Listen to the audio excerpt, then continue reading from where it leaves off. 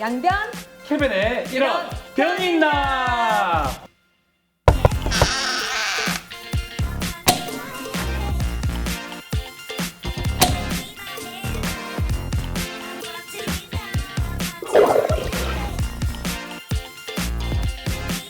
오늘 재밌는 얘기 좀 해봐요. 네. 오늘 저는 요새 연예인들이 이혼하는 게 참 보면서 좀 그렇더라고요. 안타까운 일이 있었잖아요. 저는 사실 구혜선 씨도 좋아하고 안재현 씨도 좋아해요. 그런데 이 두 사람이 그 이혼과 관련해서 다투는 거 보고 너무 안타까운 생각이 들었어요. 우리 왜 송송 커플 얼마 전에 헤어졌잖아요. 처음에는 조금 얘기가 나올까 말까 하고 있었지만 둘이 원만하게 잘 서로에 대해서 비난하지 않고 헤어졌는데 이런 모습을 좀 누나는 이혼을 자주 이제 하니까 이혼을 자주 이제 하니까 이혼 사건을 자주 하니까 더 잘 아시겠지만 이혼은 잘 이혼해야 하는 게 제일 중요한 것 같아요. 그 감정 안 상하게 특히 자식이 있다면 더 자녀가 있다면 더 그럴 거고. 아니 물론 궁금해. 그 두 사람이 왜 이혼했는지 물론 궁금해. 정말 그렇지만 그거를 둘이 나서서 막 난타전을 벌이는데 심지어 구혜선 씨가 처음에 나는 이혼을 원하지 않고 가정이 아직 유지되기를 바란다고 하셨잖아요. 맞아요. 그런데 그 다음에 계속 안재현 씨를 비난하는 걸 보면서 왜 이런 일을 하는 것일까? 이해가 안 됐어요. 이해가 안 되는 이해가 안 거예요. 됐어요. 좀 억울하고 힘들고 뭐 그런 거는 우리가 다 알 수는 없지만 그렇다고 하더라도 아주 부부 생활에 은밀했던 부분, 내밀한 부분까지 그렇게 얘기를 해야 되냐? 그러니까는 그 인스타그램에 뭐가 안 섹시하니까 그거 가지고 그러면 이제 우리가 나중에 우리 구혜선 씨 보면 그것만 생각날 거 아니야.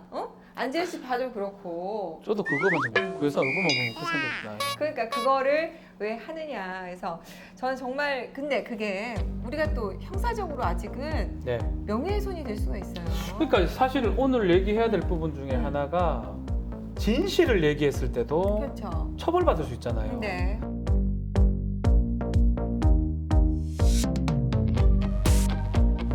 미국 같은 경우는 허위 사실만 아니라면 미국의 대다수가 처벌하진 않는데 우리는 좀 이상하게 명예훼손이라든지 정보통신망법상의 명예훼손, 이건 인터넷 통해서 명예훼손을 포함하는 겁니다.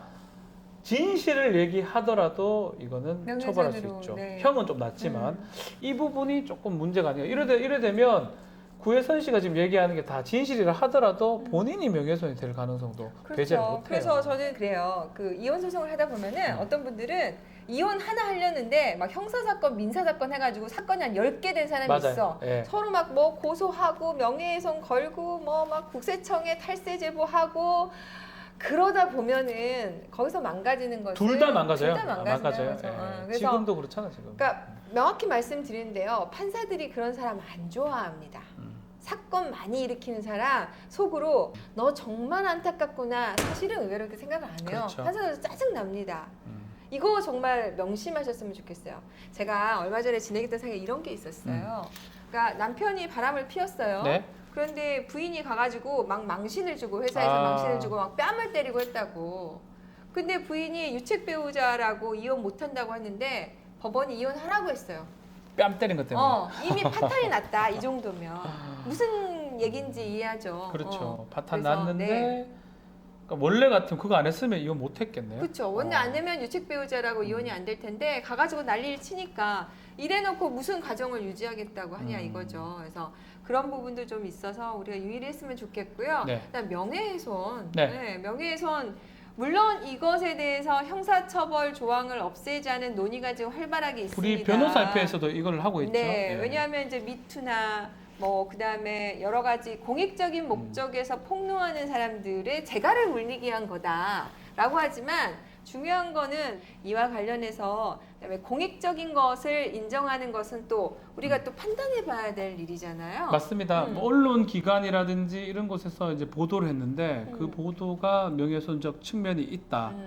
근데 그거를 이제 오로지 공익을 위해서 또 그리고 취재가 적법하게 됐다면 위법성이 조각된다고 표현합니다. 네. 그래서 그런 경우도 있기 때문에 네. 만약 법이 개정이 된다면 진실된 거라면 처벌 자체를 안 하는 걸로 음. 갈 가능성도 있지 않을까 네. 생각이 듭니다. 저희들은 사건 진행하는데 정말 얼마나 엄청난 일이 있었냐면 아버지가 딸을 소위 말하면 성폭행을 한 사건이에요. 친딸을. 예. 그래서 이제 어머니가 너무 억울한 거야. 너무 기가 막히고. 그래서 이제 이혼을 하려고 했는데 자기는 절대 아니라고 부인을 하니까. 그래서 어머니가 이와 관련해서 주위 사람들에게 탄원서를 받으러 다녔어요. 그랬더니 이 아버지가 이 어머니를 명예훼손으로 고소를 한 거야.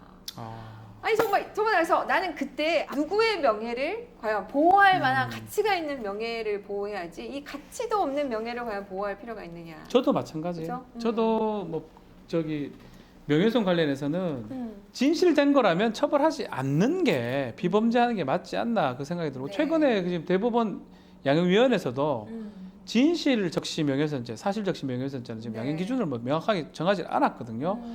좀 없애는 걸로 지금 생각하고 있는 게 아닌가. 다만 입법안이 올라가 있는데 통과가 돼야 되겠죠. 아직 통과는 안 된 그런 상황입니다. 자, 사실 적시 명예훼손죄는 아마 우리 변협에서도 많이 얘기를 하고 있지만 폐지될 가능성이 높겠죠.